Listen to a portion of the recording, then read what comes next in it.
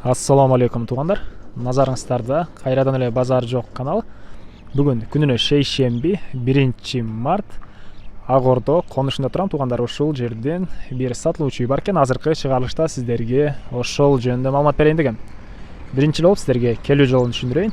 Азыр мен турган жер Гималайская жана Бирбол көчөсүнүн кесилишинде турам. Бул жерден түз эле тоо тарапты карай Бирбол көчөсү менен барсаңыздар, оң тарапта сатылуучу үй жайгашкан. Оң тарапты карап барганыңыздарда катардагы 6-үй болуп калат. 150 метрдей тоо тарапта. Анан бул жерден 173 маршрутка өтөт Бишкек шаарынан карай. Ак Ордо конушунун батыш тарабы өзүнүн конечныйине карай өтөт экен. Эми мен сатылуучу үйгө карай жол алдым. Калган маалыматтарды үйгө жетип берем. Туугандар, лайктан басып, өз оюңузду комментарийге жазып турабыз. Бул айылдын көрүнүшү, жолдун көрүнүшү шагыл төшөлгөн. Анан айта кетчү нерсе туугандар, бир нерсени унуттумун. Бул Гималайская көчөсү жакын арада могу Ахунбаева көчөсү менен кошулат деген пландар деле бар деп үй ээси айтты. Ахунбаева көчөсүнө барып кошулат экен. Келүү жолун көргөзгөнчө сатылуучу үйгө да жетип келип калдым. Туугандар, мына бул бүгүнкү чыгарыштагы сатылуучу үй.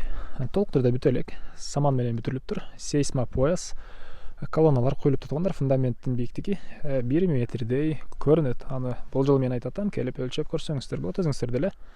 Анан бул конушта мектепке, Ала тоо конушуна, анан Ак Ордонун центральный жагындагы мектепке барсаңыздар болот экен. Свет бар, суу деле бар экен. Жердин аянты 4 соток, кызыл китеби бар экен. Документ ушул үй ээсинин атында. Эми сиздерге биринчи жолу ички тараптарына бир көргөзөйүн. Так. Киргенде мына ушундай бир бөлмө. Менин оюмча кухняга расчет алынган болуш керек. Анан үй ээсинин айтуусуна караганда, сейсмопояс жана колонналар 2 этажга расчет алынып, ичине арматуралар ташталып, 2 этажга расчет алынып куюлуптур туугандар. Өйдө тарабына деле арматуралар бир аз чыгарылып, 2 этаж кошулганга ылайыкташтырылып салыныптыр. Эми киргендеги бул бөлмөдө тоо тараптан жана чыгыш тараптан терезелерге жай калтырылган. Анан ушул эле бөлмөдөн оң тарапка кирсек бир бөлмө.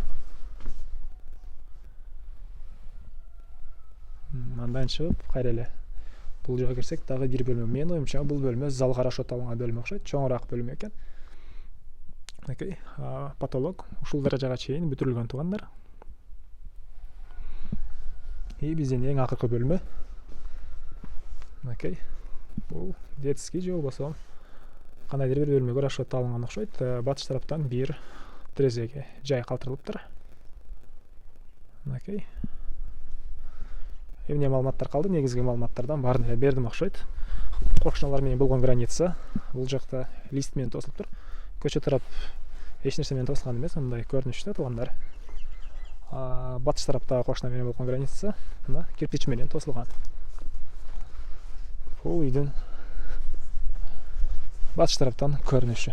Батыш тараптагы фундаменттин бийиктиги бир аз бийигирээк экен, чем чыгыш тарапка караганда туугандар. Эми басына $23,000 деп атышат. Сүйлөшүүлөр болот. Ээсинин номерин экранга жана описанияга калтырамыз. Оны окуп сүйлөшүп көрүңүздөр туугандар. Ак Ордо конушу 173 маршрутка келген жак, Бирбол көчөсү. Документтер боюнча баары жайында, мектеп, садиктер азыр частный сектор ар эле конушта бар го дейм. Мечиттер бар туугандар. Мектепке, Ак Ордонун центрине барышат балдар жана Ала тоого. Баасыны $23,000 деп атышат, сүйлөшүүлөр болот. Сом менен айтыңыз, сом менен канча болот деп айтсам, азыркы күндө доллар бир аз өйдө төмөн ойноп турганына байланыштуу, өзгөрүп турганына байланыштуу. Аны звонок кылса сүйлөшсөк болот, сом менен деле сүйлөшсөк болот деп айтты. Ошондуктан азырынча доллар менен айтып турабыз. Кааласаңыздар ээси менен сүйлөшүп көрүңүздөр ал жөнүндө да. Анда эмесе мен сиздер менен коштошом. Кийинки чыгарышка чейин саламатта калыңыздар. Кээ бир калып калган маалыматтар болсо үй ээсинен өзүңүздөр звонок кылып сурап алсаңыздар болот туугандар.